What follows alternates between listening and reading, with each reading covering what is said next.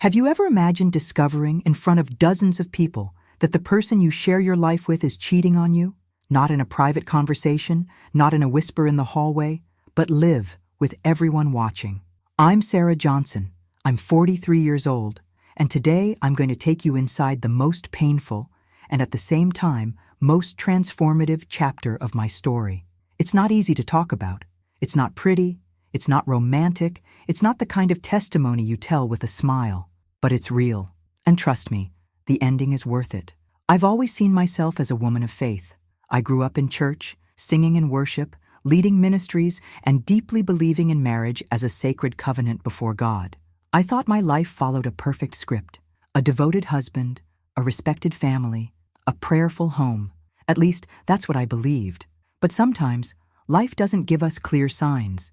It leaves us with small cracks that we insist on filling with words of hope.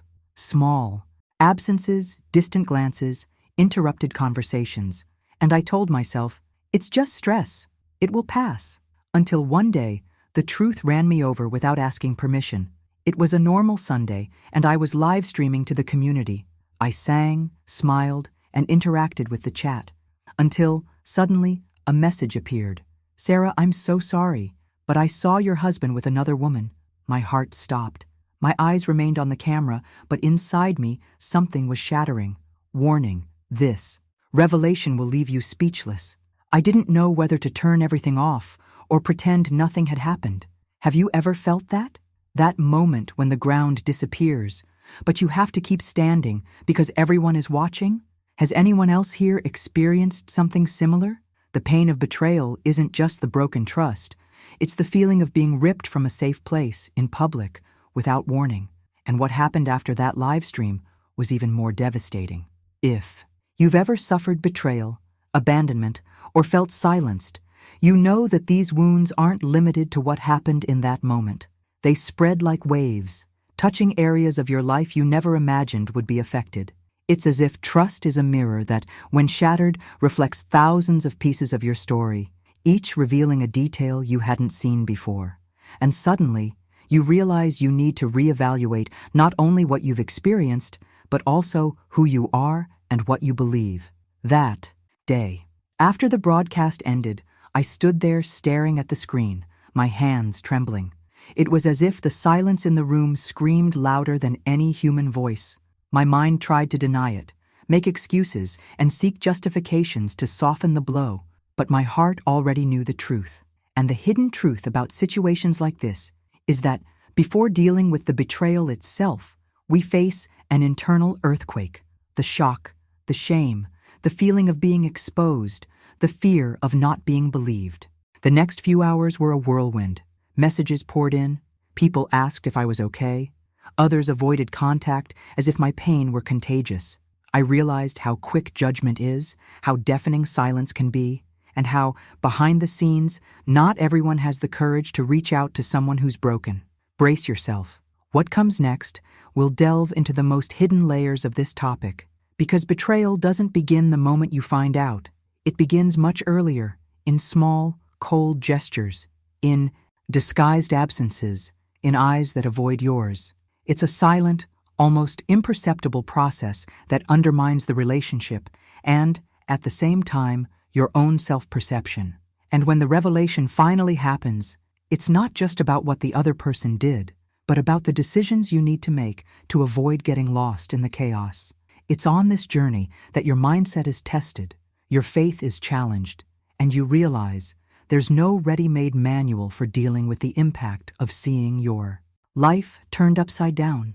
You begin to seek answers not only to understand the other person, but also to rediscover yourself, rebuild yourself, and decide what kind of woman you'll be from that point on. I've always been a woman of faith. Since childhood, the sound of the choir and the smell of the Bible's yellowed pages were part of my routine. I grew up among wooden pews, worship rehearsals, and prayer meetings that seemed endless. For me, love and family were more than values. They were sacred commitments. I believed that when two people were united before God, there was no room for lies, abandonment, or betrayal. This conviction shaped my mindset, influenced my decisions, and gave me a worldview where marriage was an unshakable fortress. I entered marriage believing this covenant was inviolable, that no matter how many storms came, we would remain together, firm, side by side. I remember praying every night for my home, giving thanks even for the difficult days, because I saw them as opportunities for growth. It was as if I had built my life on a foundation so solid that nothing could shake it. At least, that's what I thought. What I didn't know was that, behind the scenes, there were invisible cracks. Small gestures I ignored, vague answers I didn't question, silences I interpreted as fatigue. The hidden truth is that when we blindly believe in something, we tend to downplay signs that warn us of danger. And I, in my devotion and trust, didn't realize that the story was changing without my being consulted. The impact of this discovery wasn't just emotional, it was spiritual. I found myself facing questions I never thought I'd ask. Has God abandoned me? Was my faith not enough? What else was I missing? These doubts eroded not only my confidence in my marriage, but also my very identity as a woman of faith. There was a part of me that wanted immediate answers, and another that feared the revelations that might come. It's at this point that the journey becomes even more intense. You struggle not only with the pain, but also with the need to understand where, exactly, everything began to fall apart. And as these answers began to reveal themselves, I realized that the transformation I was about to experience would be far deeper than any wound the betrayal could cause. For 17 years, I lived believing my marriage was solid, almost like a fortress. To outsiders, we were the perfect portrait of a happy Christian family. He was attentive on the right. Occasions knew how to speak words that touched the heart, and at church meetings, we were always side by side, smiling. Many women told me they wanted a husband like mine, and I, without hesitation, confirmed, yes, he's an incredible man. This image was comforting. It gave me security, fueled the idea that we were building something eternal. And I confess, for a long time, I clung to this narrative as if it were the only possible truth. But life has a subtle way of revealing cracks. Small changes that, at first, seem insignificant. Work trips that became more frequent, messages that were answered late, a distance that crept in without asking permission. I attributed it all to the rush of everyday life, to the pressure he claimed to face. After all, who am I to distrust the man with whom I share my life and my faith? What I didn't realize was that, behind this appearance of stability, a completely different scenario existed behind the scenes. The impact of a hidden truth lies not only in the moment of discovery, but in the shock of realizing that while you were investing time, love, and prayer, the other person was nurturing a parallel reality. It's like walking for years on ground that seemed firm and suddenly discovering you've always been on quicksand. I remember specific moments when my instincts tried to alert me. A call he took in the hallway and went outside to talk, a strange scent on his shirt, a lost look in his eyes during dinner. But my mindset at the time wouldn't allow me to connect the dots.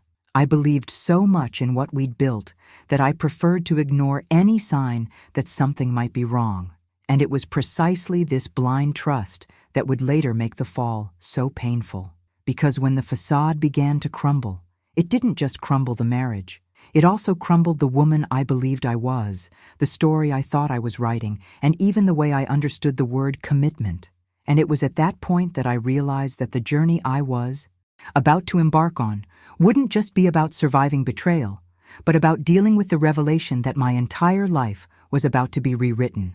And it was at that moment, faced with the realization that my life was about to be rewritten, that I felt a mixture of fear and curiosity about what was to come. Fear, because the loss of what we consider unshakable always frightens. Curiosity, because deep down I knew that, however painful the experience, it carried within it an invitation to transformation. It's at this point that we realize that each revelation has the power to not only expose hidden truth, but also to redefine our mindset, the way we see ourselves and the world. And that's why I want this conversation to continue. Because I know that while I'm here sharing my journey, there's someone on the other side who's feeling exactly what I felt, and maybe they need to hear that they're not alone. If this topic resonates with you, leave your thoughts in the comments below. Your participation is what makes this channel grow and reach more people with this kind of content. When you subscribe and follow closely, you're not just another number. You're a link in this support network. You're part of a movement that helps spread courage and clarity to those still in the dark. And as I delved deeper and deeper into this new reality, I realized that understanding where it all started to fall apart was just the first step. Small absences began to become part of the routine.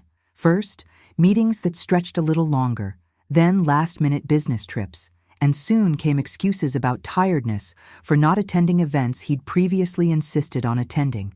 His responses began to change in tone, shorter, less interested in hearing about my day, as if our conversation had lost its priority. At first, I tried to justify everything. I told myself it was just work stress, that he needed some time off, that the difficult phase would pass. It's curious how the human mind constructs explanations to avoid dealing with what hurts. I had a mindset trained to believe the best, and perhaps that's why it was so easy to ignore signs that seem so obvious to me today. A different scent on the shirt he claimed to have smelled in the elevator, messages read and unanswered, followed by an, "Oh, I was too busy," eyes that quickly shifted when I asked simple questions. Each isolated detail seemed harmless, but together, they created a picture I didn't want to see. Behind this denial, there was also fear. Fear of discovering a hidden truth that could destroy the story we'd built.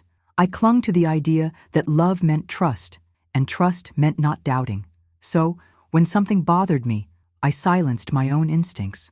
I told myself that questioning too much could create problems that didn't exist.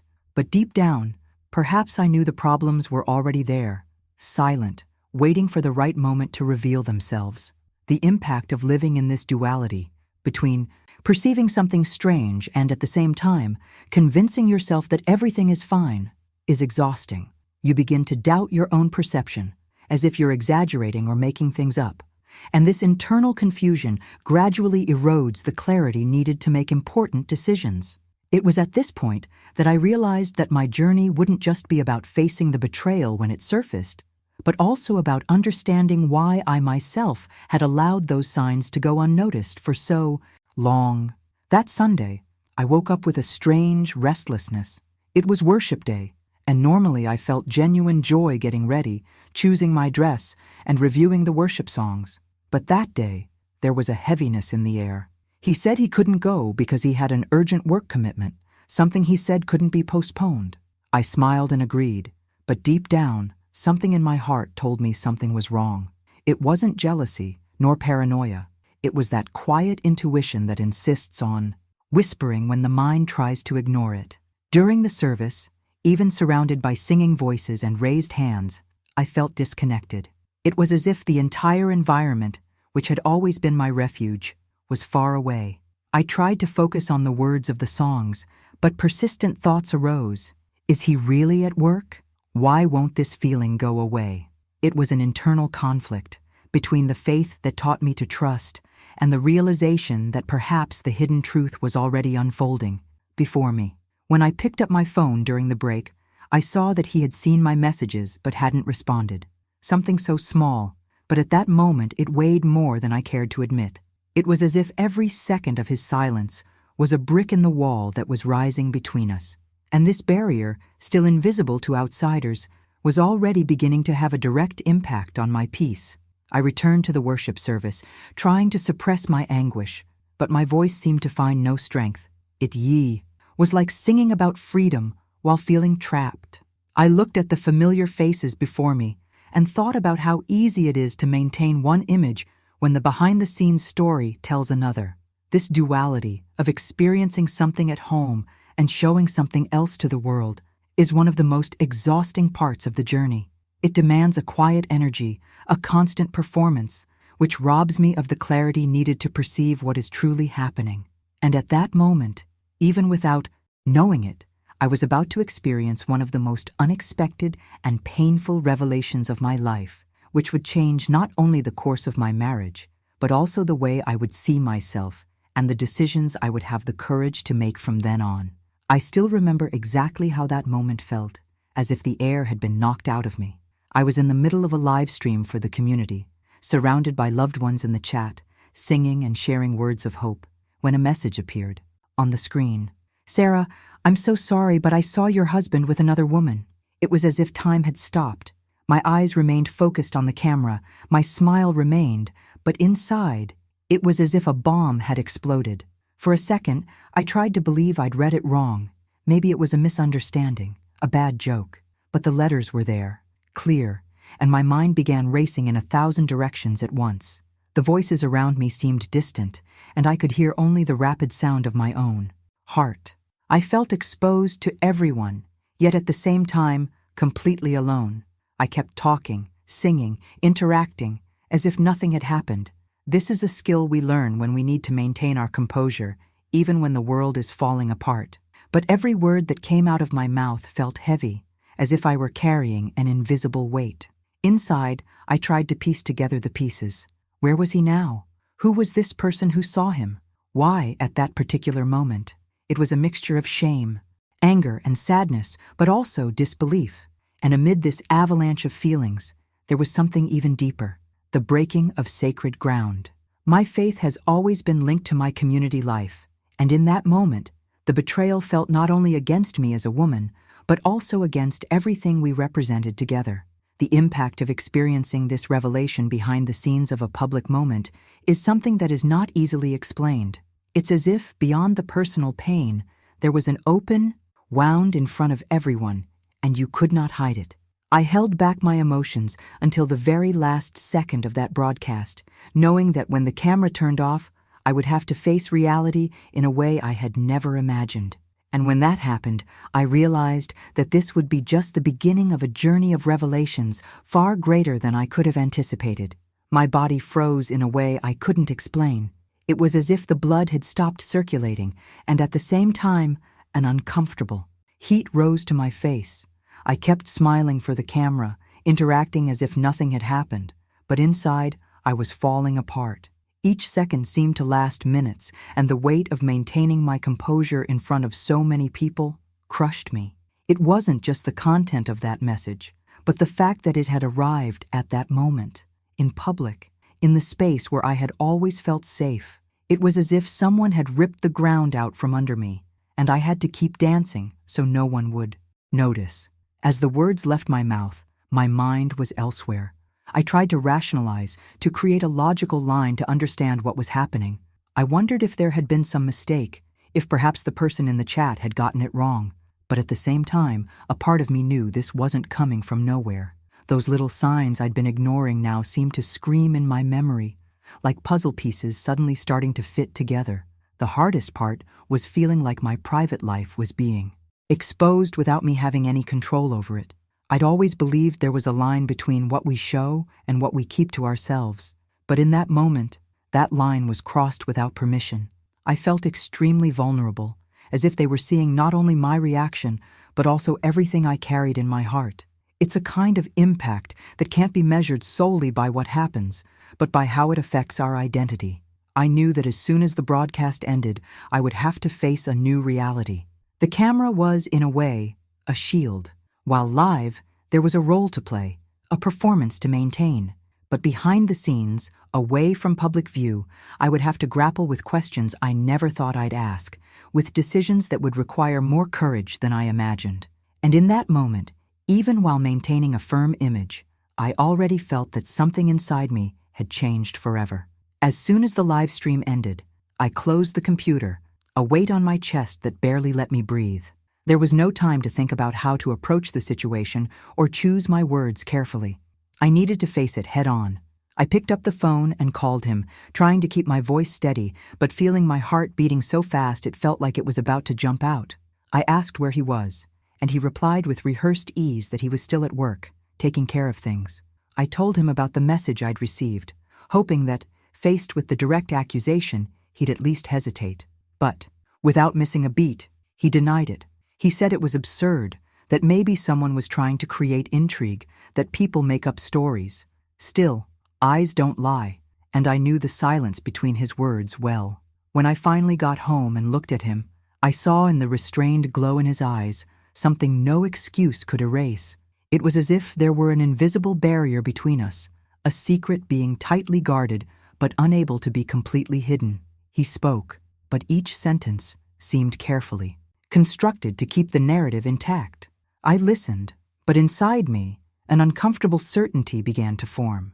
From that moment on, my mindset changed. It was no longer just about believing or not believing, but about actively seeking the truth. And this search isn't just about facts. It's also about noticing patterns, analyzing gestures, reading between the lines. I began to observe more, asking indirect questions, paying attention to small inconsistencies. It was as if, suddenly, I was seeing behind the scenes of a play that until then I'd only watched from the sidelines. This journey for truth is silent and solitary. You know you're touching something that could change everything, but at the same time, you feel the need to brace yourself for the impact of what you might find. Every detail, no matter how small, took on new weight.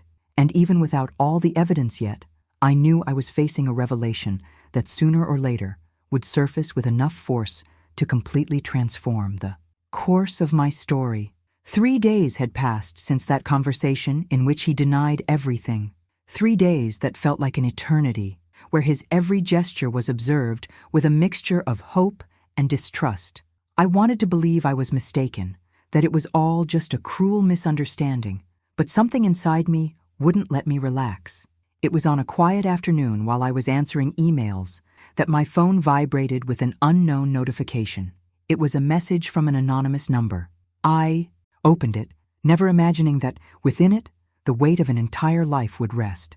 The photos appeared one after another, relentlessly. They were clear, recent, unmistakable. There he was, the man with whom I'd shared dreams, promises, and prayers, embracing and smiling at another woman as if the world around him didn't exist. I remember feeling my entire body react before my mind even processed it. A chill ran down my spine, a tightness in my stomach, my hands sweating, and my heart racing. There was no longer any escape from the hidden truth I'd been trying to avoid. What lay before my eyes was the proof that shattered any narrative to the contrary.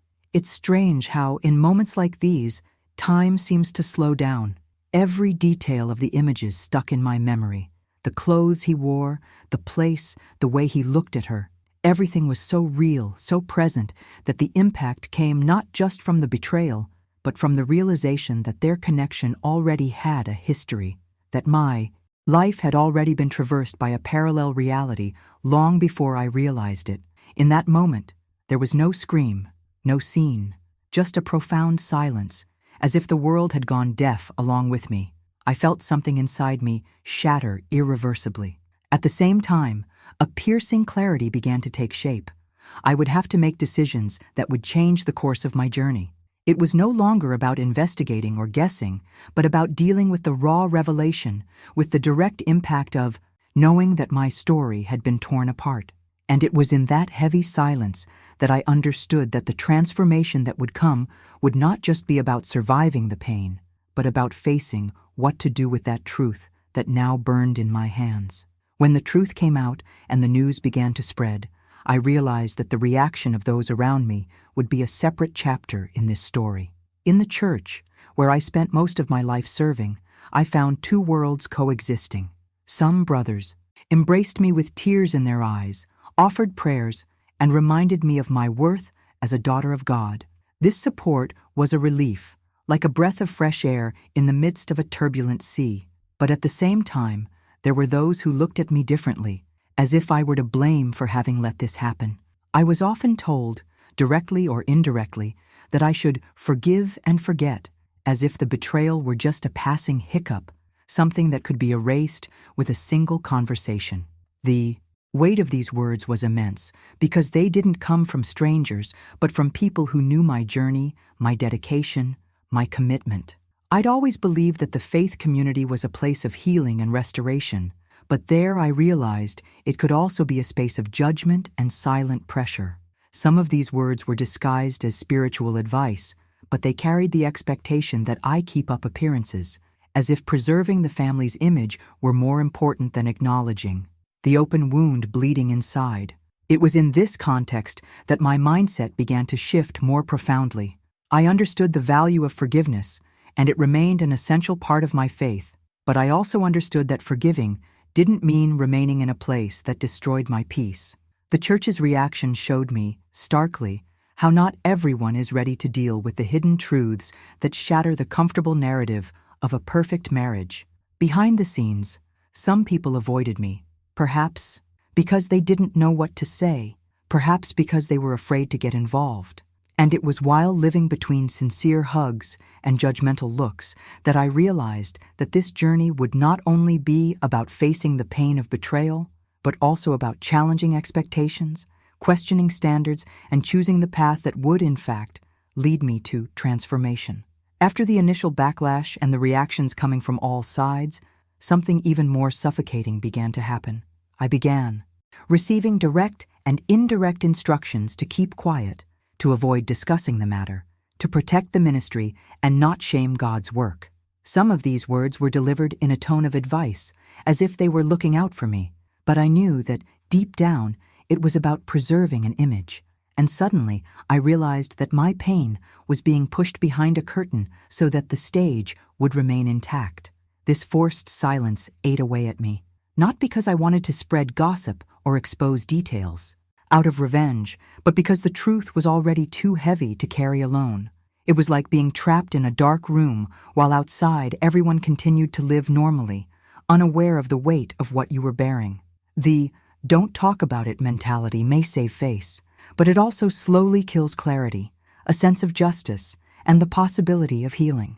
I've always believed that transparency is a fundamental part of any transformational journey, but there I was learning, painfully, that not everyone wants to hear the hidden truth, especially when it threatens structures that prefer to remain untouched. The impact of this kind of emotional censorship is profound. You begin to doubt your right to feel, your right to express yourself, your right to seek support. And as I tried to conform to this expectation, I realized I was losing touch with myself. Every time I swallowed the words I wanted to say, it was as if a piece of me was silenced along with it. I went to services, participated in meetings, maintained my smile and posture, but inside, I felt as if I were living behind the scenes of my own life, watching an edited version of my story. It was at that point that I realized that the imposed silence wasn't protecting me, it was preventing me from breathing. And the more I accepted this condition, the further I moved away from the woman I knew I needed to be to weather this storm. Even though we lived in the same house, he distanced himself. What had once been a shared routine turned into silence in the hallways, glances averted, conversations reduced to the bare minimum. It was like living with a stranger who wore the same clothes, sat at the same table, but seemed to inhabit a completely different world from mine. The impact of this distance was almost physical. I felt his absence in every corner of the house, as if the air had changed in weight and temperature. Meals, once moments of exchange, became apathetic gatherings, where each of us retreated into our own thoughts. Sometimes I'd talk about my day and realize he wasn't really listening, responding with short sentences as if fulfilling an obligation. It was in this unspoken silence that I realized the depth of the gulf that had formed between us. A gulf that hadn't appeared suddenly, but which was now impossible to ignore. Emotional abandonment, I've discovered, hurts as much, or even more, than physical abandonment, because it undermines self-esteem, erodes confidence, and robs you of a sense of belonging. You begin to wonder if you're still worthy of affection, if you did something to deserve this indifference, if you're just imagining things. This internal turmoil affects anyone's mindset because you no longer feel seen, heard, and acknowledged. And when it happens within your own home, the place that should be a refuge, the feeling of isolation becomes even more cruel. I tried to keep things running smoothly, tidying the house, taking care of responsibilities, keeping up appearances in front of others. But behind the scenes, the truth was that our connection had become a lifeless formality. And the more I tried to find a way to reconnect, the more he withdrew, as if determined to build walls. It was in this silence and distance that I realized our story was no longer based solely on what we had experienced. His absence wasn't just physical, it was confirmation that we were on opposite paths. And as painful as it was to admit, it brought me to a point where I would have to face the need to make decisions that would forever change my journey. I spent entire nights awake, the room plunged into silence, broken only by the muffled sound of my own crying. Lying there, my eyes fixed on the ceiling, I felt the weight of questions that seemed unanswerable. Lord, what do you want me to do? Is it to fight? Is it to wait? Or is it to let go?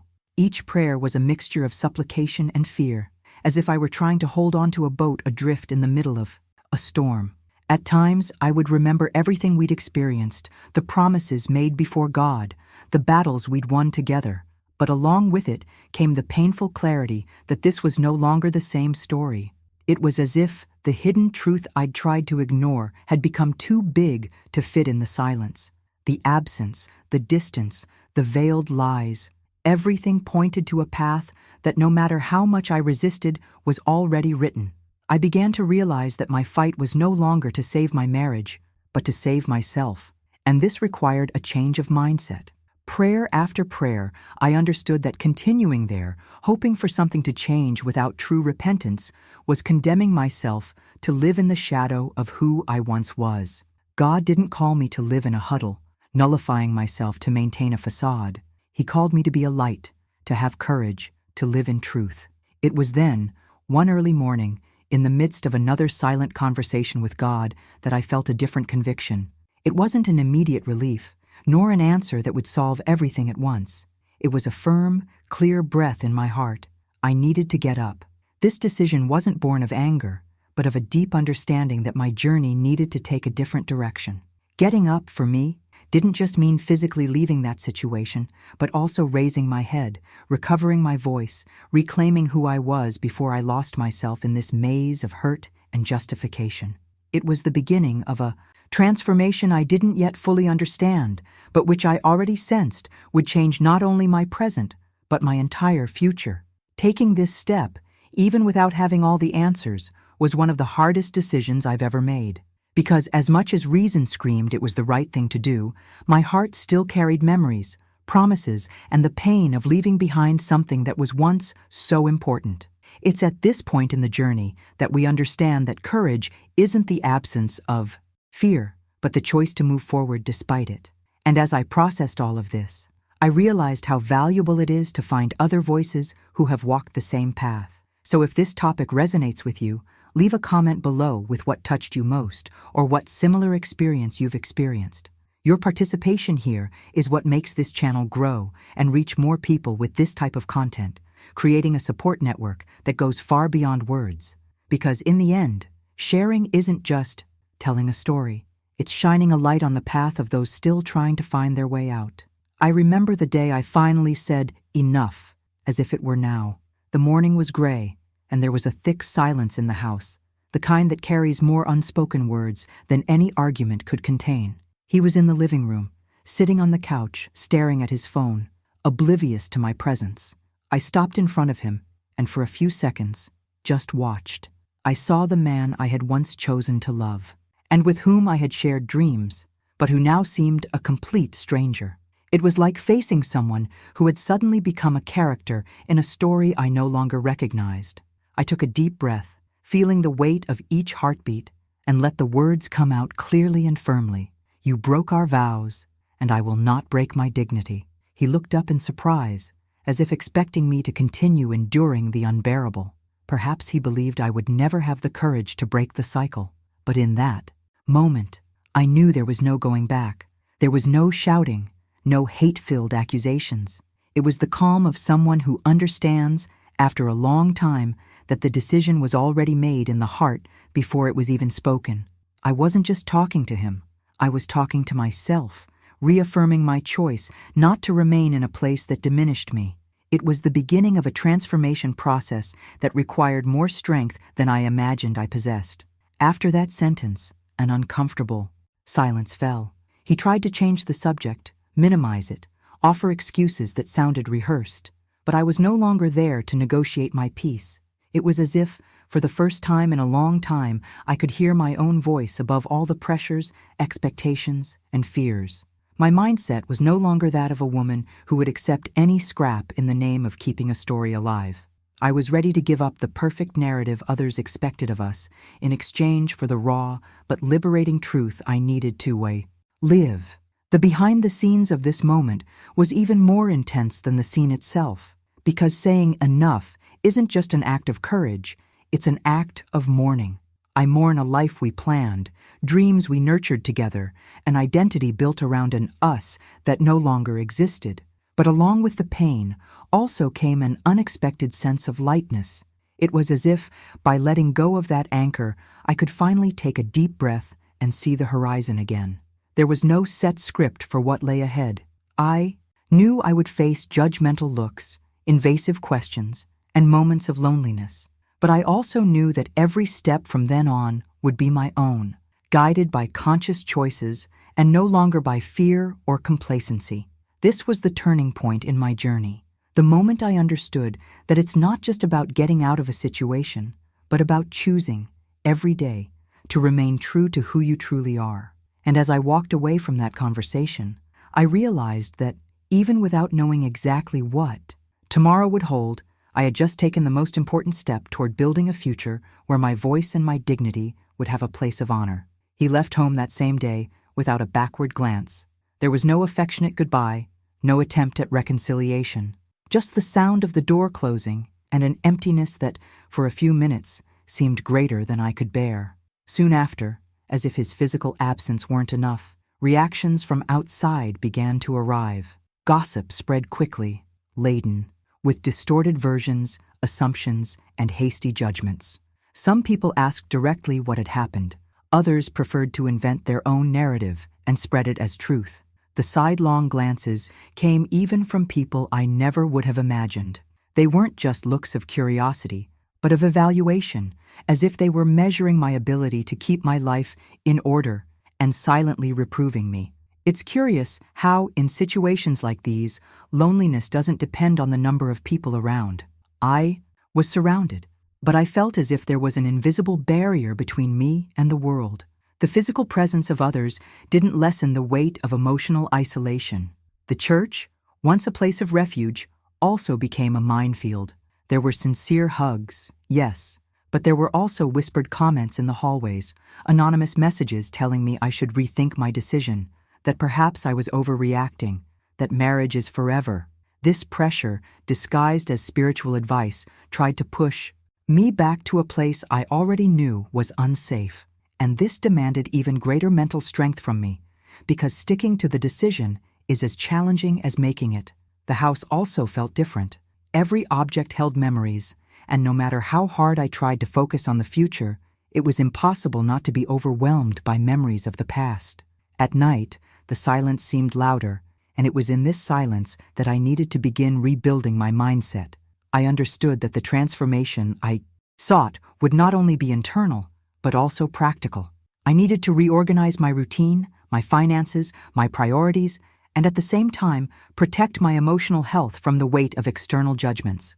The most painful thing was realizing that, in many cases, people didn't want to understand the hidden truth of the situation. They preferred the simplicity of a label. She didn't know how to keep her husband, or he lost his way, but he deserves another chance. This superficiality showed me that part of my journey would also be learning not to expect understanding from everyone. I needed to filter out the voices that truly mattered and not allow others to shape my decisions. It was in this scenario, between judgmental looks and small displays of genuine support, that I began to understand that my loneliness wasn't just a lack of company, but a necessary space to strengthen myself before taking the next steps on this journey. Starting therapy was like opening a door I didn't even know was locked.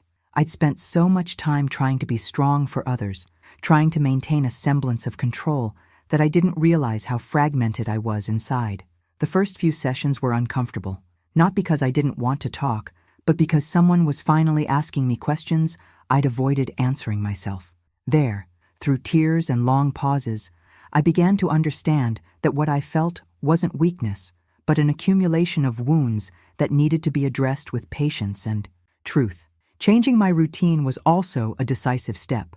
Before, my days revolved around maintaining a home, a ministry, and a marriage that was already falling apart. Now, I needed to create a new structure where my well-being and peace took priority. I began incorporating small rituals that reminded me of who I was. taking a morning walk while listening to praise, writing in a journal, cooking just for myself, taking my time, choosing each ingredient as if choosing a piece of self-care. Little by little, I began to look in the mirror again, not just as a wounded woman. I saw someone who had survived a storm and was still standing. This recovery of identity was like regaining a part of my vision, not physically, but emotionally and spiritually. I remembered that, before any title, role, or relationship, I was a beloved daughter of God. And this wasn't just a nice comfort, it was a solid foundation that kept me from collapsing on the darkest days. I realized that pain, however suffocating, carries lessons we rarely learn in calmer times. It exposes our weaknesses, but also reveals strengths that were dormant. I learned that there's no shame in admitting we need help, that recognizing our limits doesn't mean giving up, and that forgiveness isn't synonymous with accepting what destroys us. I understood that there are decisions that, in the eyes of others, may seem harsh, but which are, in fact, acts of self-love and obedience to what God wants to restore in us. Behind the scenes of this transformation, there were days of absolute silence where I simply took deep breaths, trying to believe the worst was over. But there were also moments of small victories, like smiling for real after a long time, or being able to pray without feeling like the words were stuck in my throat. These achievements didn't come with applause or witnesses, but they were important milestones in my journey. And it's curious how, even in the deepest wounds, there's a kind of hidden beauty, not in the suffering itself, but in the clarity it brings. The clarity of knowing who is with you out of genuine love and who walks away when there's no longer any benefit in staying.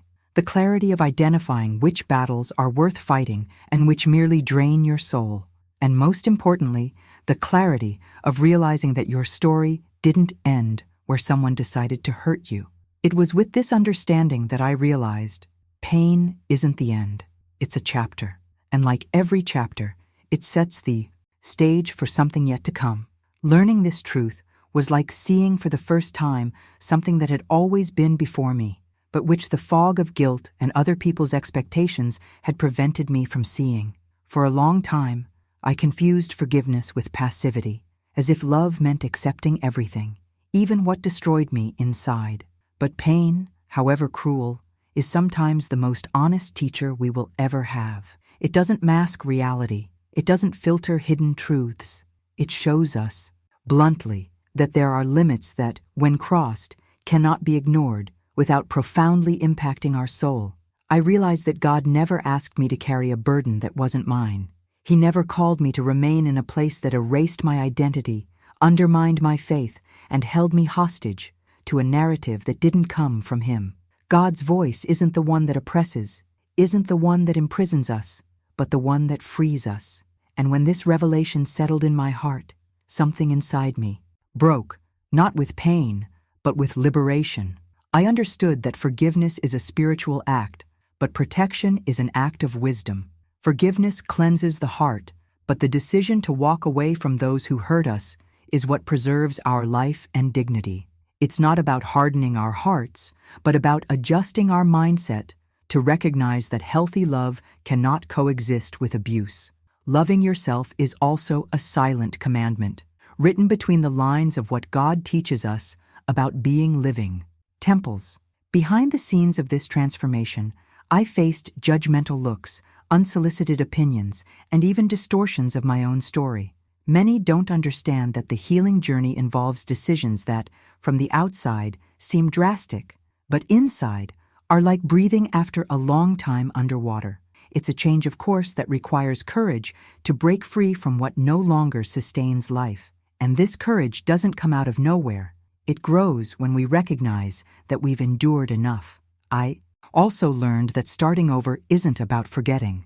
It's not about erasing what happened, but about giving new meaning to what once weighed only down. It's like looking at a scar. It's there, visible, but it no longer hurts. And if it's there, it's also a reminder that I survived. Every decision I made to protect myself was, in fact, a step toward honoring the woman God created to be free. The greatest revelation was realizing that even in the midst of pain, an invisible alignment was occurring. Situations that seemed random began to make sense. Words that had previously gone unnoticed gained weight. People appeared in my path, bringing exactly what I needed to hear to keep going.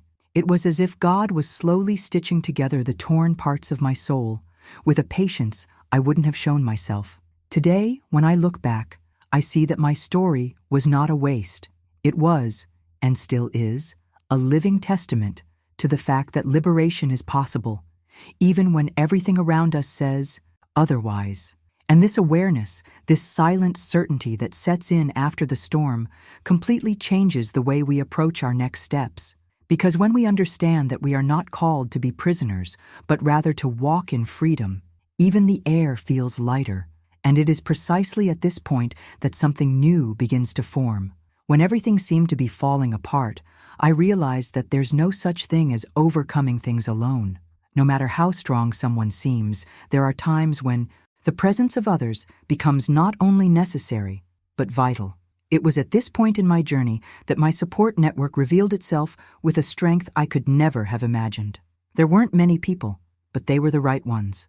Some friends who stood by me without needing to understand every detail, simply holding my hand when words failed.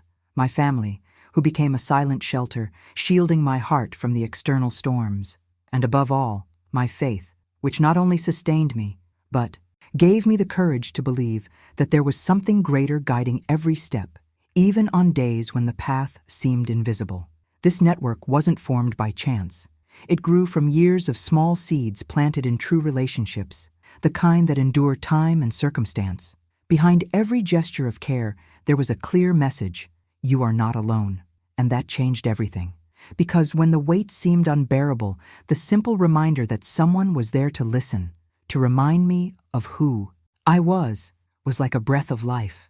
I also understood that a support network isn't just made up of people who comfort you, but also those who confront you with love. Friends who had the courage to tell me, you deserve nothing less than a healthy love, even when I was still trying to justify the unjustifiable. They were like mirrors, reflecting an image of myself that, at that moment, I couldn't see. A capable, dignified, and strong woman. My family, in turn, became the solid ground beneath my feet. There were days when the smell of coffee in my mother's kitchen or a long hug from my father was enough to remind me that there was a safe place in the world. No matter how many doors closed, those doors would always be open to me. And that certainty is one of the greatest gifts anyone can receive. But above all, my faith was the central axis that aligned all the other forces. I'm not talking about blind faith, but a trust built in the silence of my prayers, in the tears I let fall alone, in my room, and in the subtle answers that came in ways only those who have been through something like this can understand. It was this faith that taught me that human support is essential, but that there is a level of healing that only God can achieve, one that touches the deepest part of our identity and redefines who we are. However, having a support network isn't just about receiving support. It's also about allowing these people to actively participate in the process, making room for their words and gestures to penetrate the areas that hurt most. This requires vulnerability, and vulnerability is a risky choice.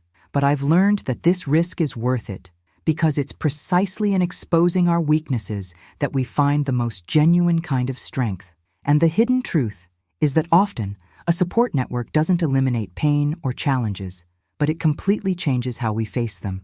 It's like walking through a dark valley, holding a lantern. The darkness is still there, but you're not lost. Someone holds the light beside you, illuminating just enough to take the next step. This journey taught me that caring for relationships is also a form of self-care, because when storms come, and they always do, it's these bonds that keep us from being swept away by the current. And as I began to understand this, I realized that the next chapter of this journey wouldn't just be about what I'd lost, but about everything I was about to rebuild from this solid foundation. If I could look into the eyes of every woman who is experiencing something similar to what I experienced today, I would say that there is no perfect moment to react. We grow up hearing that, to take such a big step, we must wait until we feel prepared, healed, or strong enough. But the truth is that strength rarely arrives before the decision. It is born along the way, at the very moment you rise, even though you tremble inside. It is in the midst of the storm that courage reveals itself, and it is precisely when everything seems out of control that you begin to discover who you truly are. It's not easy, and I would never romanticize this journey. There will be days when you'll feel like you're walking against a wind so strong you can barely breathe. There will be nights when the silence will scream louder than any argument, and you'll question whether you made the right choice. But that's where something no one told me comes in, and which I've learned the hard way. Even in the chaos, there's an invisible thread that pulls you forward. That thread could be your faith, it could be your love for your children, it could be the simple refusal to accept that your story ends this way. And it's that thread you need to hold on to, one day at a time. I know that often, guilt will try to creep in. You'll hear voices inside and outside telling you that perhaps you could have endured more, that you could have been more patient, that nobody's perfect. And in these moments, it's crucial to remember, recognizing that something is abusive or unfair doesn't mean you didn't try. It just means you chose to survive. And survival isn't selfish. It's obedience to the life God placed within you. I'd also say not to underestimate the power of small changes. When I started, it seemed impossible to transform my entire reality. So I focused on small steps, a new habit, a different mindset, a more sincere prayer. Small victories that, at first, may seem insignificant, but which, when added together, create an internal movement so powerful that before you realize it, you're already too far gone to turn back. Another truth I've learned is that not everyone will applaud your decision. Some people will walk away, others will criticize, and still others will pretend they didn't see anything. But there will also be those who will reach out and lend a hand in the most unlikely moments, and that's who you need to focus on. It's not about quantity, but quality. A single person who believes in you, prays for you, and reminds you of your worth can make more of a difference than a silent crowd. And if there are days when the pain seems unbearable, remember, feeling doesn't mean weakness. Crying, breaking down, being afraid, it's all part of the process. The difference is that now you know you can pick yourself up, that you can keep going, that you can rebuild.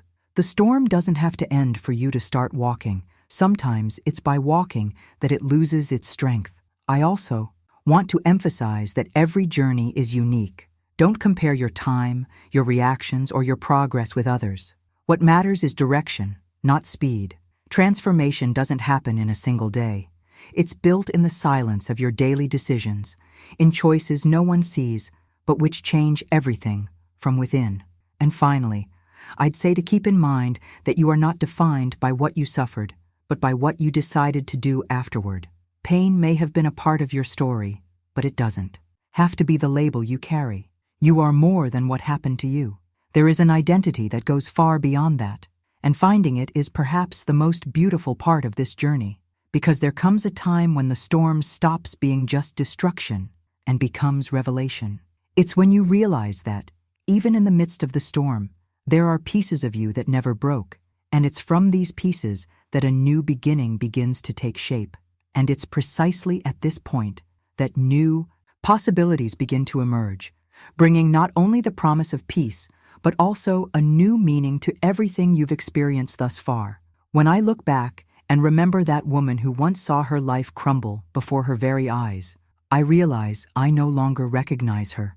Not because I've forgotten the pain or erased the scars, but because that version of me has been transformed from the inside out. Before, I felt like someone living at the mercy of circumstances, trying to hold together a castle that was already crumbling. Today, I understand that sometimes God allows certain walls to fall, not to destroy us, but to free us from prisons that no longer make sense. The betrayal wasn't just the breaking of a pact. It was also the shattering of an illusion that had kept me trapped. And although at first it seemed like an irreversible tragedy, it was in this devastated terrain that the seed of a new life began to germinate. At first, I saw nothing but rubble, but over time, I realized that, beneath that dust, there was room to plant something truly mine, something that didn't depend on another person's approval or fidelity. What amazes me most is how God used what seemed like the end to teach me about new beginnings. He showed me that freedom isn't the absence of struggle, but rather the ability to go through battles with a firm heart. And this firmness didn't come from myself. It came from a trust that, little by little, was built in the silent conversations I had with him, on days when no one was watching. It was there, far from prying eyes and the opinions of others, that I learned the difference between living by appearances and living by essence. And somehow, this essence began to reveal itself in my posture, my decisions, my outlook. I no longer needed to prove anything to those unwilling to see my worth. And when this awareness sets in, it's as if a huge weight is lifted from your shoulders. You realize you're not here to carry burdens that were never yours, nor to fight battles that God has already decreed victory. I won't romanticize it. There were days when I still woke with the bitter taste of memory, when the silence of the house seemed to swallow me, when the past tried to pull me back. But even in those moments, there was a growing certainty within me. I was no longer the same. Something had changed definitively. The woman who had once feared facing the truth now walked with her head held high, even though the road was still long. This transformation also made me see things from a new perspective. I came to understand that every loss can carry within it a hidden gift, a revelation that is only possible when we are willing to let go of what imprisons us. And for me, this revelation was simple and profound. I no longer needed to beg for love, because I was already completely loved by the Creator. The curious thing is that, when this truth sets in, we begin to live with a lightness that doesn't come from favorable circumstances, but from an inner peace that doesn't depend on what's happening around us. It's as if, even in the midst of strong winds, you know exactly where you're anchored, and this anchor is unshakable. Today, I look in the mirror and see a woman who not only survived, but flourished. A woman who understood that freedom is not the absence of bonds, but the choice to live only with those that nourish and strengthen, who discovered that dignity is sacred ground and that no one may tread upon it without permission. And perhaps the biggest change was realizing that my story, however marked by pain, is not about the betrayal I suffered, but about the victory I experienced. Because every tear I shed became a lesson learned, every hesitant step became part of a journey of courage, and every fall only strengthened my ability to get back up. I'm no longer that woman who felt broken. I'm someone who was rebuilt, brick, by God's grace and love. And if I can speak about this today without my voice trembling, it's because I've learned that pain can shape, but it doesn't have to define. It can be the beginning of a completely new chapter if you allow it to be written from truth, not fear. And it is precisely in this place, between what was and what is to come, that new possibilities begin to reveal themselves, pointing to paths that I previously never imagined I could follow, and which now begin to take on increasingly clear contours. Because stories like this don't exist to be kept. They are seeds that, when shared, have the power to germinate in hearts that may now be suffocated by pain, doubt, or fear. Every time someone opens up and shares what they've experienced, someone else finds the courage to take the first step. That's why your comment matters so much here. It's not just a reaction to a video, it's a way to be part of this silent network that sustains, inspires, and liberates. If anything you've heard so far resonated, touched a nerve, or awakened a dormant strength, write it down. Talk about your experience, what you learned, how you see things today. Your story could be the very answer someone else was praying to God for. And when this exchange happens, the impact goes far beyond numbers or views. It becomes real, human, and transformative.